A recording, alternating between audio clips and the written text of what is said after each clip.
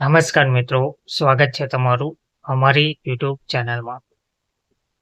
મિત્રો, અખિલ ભારતીય રાષ્ટ્રીય શૈક્ષિક મહાસંઘ દ્વારા ટેટ સંબંધિત સુપ્રીમ કોર્ટના ચુકાદાથી પ્રભાવિત થનાર શિક્ષકોની સેવા સુરક્ષા માટે પ્રધાનમંત્રીને હસ્તક્ષેપ કરવા અપીલ કરી છે.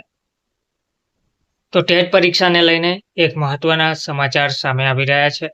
અખિલ ભારતીય રાષ્ટ્રીય શૈક્ષિક મહાસંઘ દ્વારા આગામી તારીખ 15 સપ્ટેમ્બરના રોજ સમગ્ર ભારતના તમામ જિલ્લાઓ પર જિલ્લા કલેક્ટરશ્રીને પ્રધાનમંત્રી શ્રી નરેન્દ્રભાઈ મોદીને સંબોધન કરતું આવેદનપત્ર આપવામાં આવશે. સંગઠન દ્વારા તારીખ 1 સપ્ટેમ્બર 2025ના ઉચ્ચતમ ન્યાયાલય દ્વારા આપવામાં આવેલા ચુકાદા પર તાત્કાલિક હસ્તક્ષેપ કરવાની માંગણી કરવામાં આવશે તેવું જણાવવામાં આવ્યું છે. આ ચુકાદા અનુસાર ધોરણ 8 સુધી ભણાવતા તમામ સેવાસ્થ શિક્ષકો માટે શિક્ષક પાત્રતા પરીક્ષા ટેટ ફરજિયાત કરી દેવામાં આવી છે, ભલે તેમની નિમણૂકની તારીખ કોઈ પણ હોય. આ સ્થિતિ દેશભરના લાખો શિક્ષકોની સેવા, સુરક્ષા અને રોજગારને સંકટમાં મૂકી શકે છે.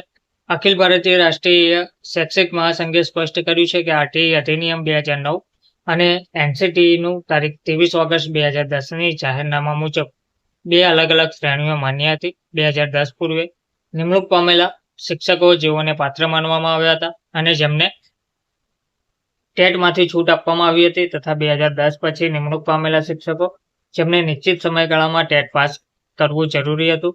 તો ન્યાયાલયના આ ચુકાદાએ આ ભેદને અવગણ્યો છે, જેના કારણે 2010 પૂર્વે નિયમિત રીતે નિમણૂક પામેલા શિક્ષકોની સેવાઓ પણ હવે અસુરક્ષિત બની છે.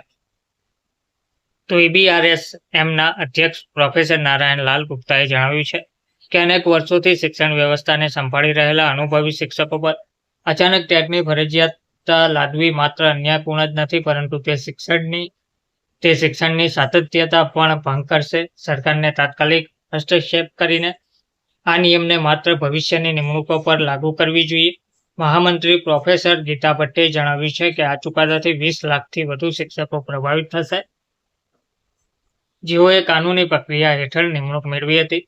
તેમની સેવાઓ હવે અસુરક્ષિત બની ગઈ છે. આ સ્થિતિ શિક્ષકોના મનોબળને ખંડિત કરશે અને શિક્ષણ વ્યવસ્થામાં પ્રતિકૂળ અસર પેદા કરશે. એબીઆરએસે પ્રધાનમંત્રીશ્રીને વિનંતી કરી છે કે આ ચુકાદાને માત્ર ભવિષ્યલક્ષી રીતે અમલમાં મૂકવામાં આવે.